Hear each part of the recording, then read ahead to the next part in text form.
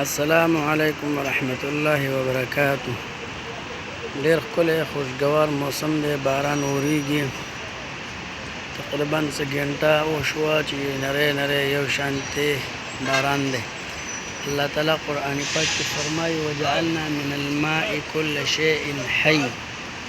مونږ ګرځولی د هر یو شی ژوندی اوبو سره، اوبو باندې هر یو شی ژوندی وي. مرضونه، افتونه او وایرس میرس دا شیزونه پکې ختم شي، او دوړې او تراب چې کوم دی دا پکې دفع شي. دا مکه مکرمه ده. تاسو وینئ چې زه ستاسو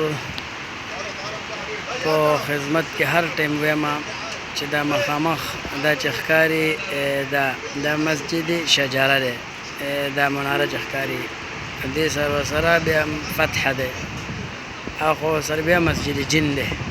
دا هغه مقامات دي، او دا مخامخ غر دی، او لاندې دایري ده. په دایري باندې غیر چاپیره د حرم شریف نه ګاډي تاویږي چې ته کوم ځای کې کوزېدل غواړې، هغه ځای کې به دا ګاډی ته راتاوي. دا د حرم نه غیر چاپیره دا دایري تلې ده، هاخوا راتاو شوې ده، دلته بیا راغلی دی.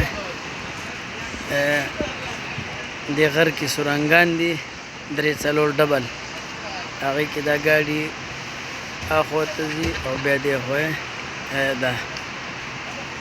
او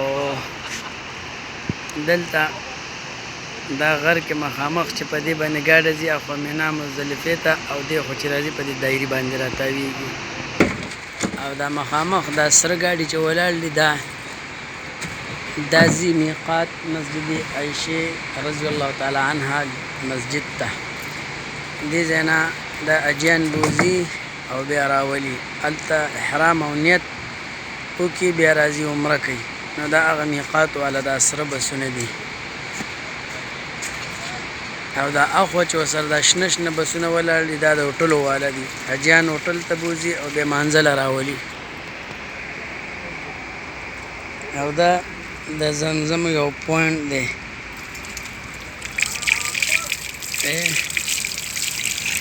ورته چې اوبه ته اوس کو ګرمې اوبه دي مزېدارې.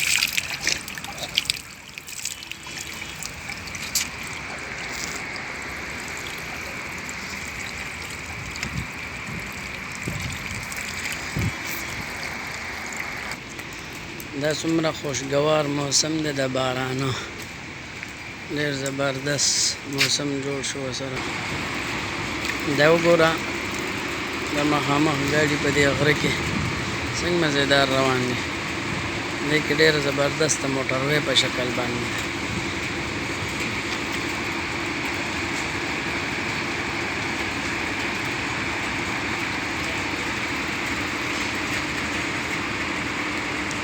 دا د کنکریټ والا ګاډي ولاړ دي، دلته مال جوړ کړي چې کوم ځای ورته اډر راشي نو هغه ځای ته یوسي، او دلته تیار مال یوسي، هلته شټرینګ او لینټر پې واچوي. دې ته وایي شرکه ثروات المشاعر، غټه شرکه ده. دا مخامخ وګوره غر څومره خوشګوار شو د بارانه سره. د ګاډۍ ټاور ښکاري.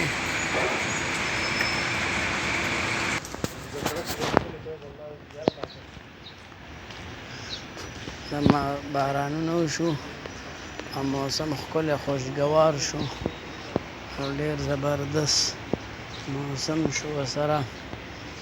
نو دا باران هم یو رحمت دی، یو پکې دعاګانې قبلیږي، یو بیماریانې ختمیږي، یو وایرس میرس ختمیږي.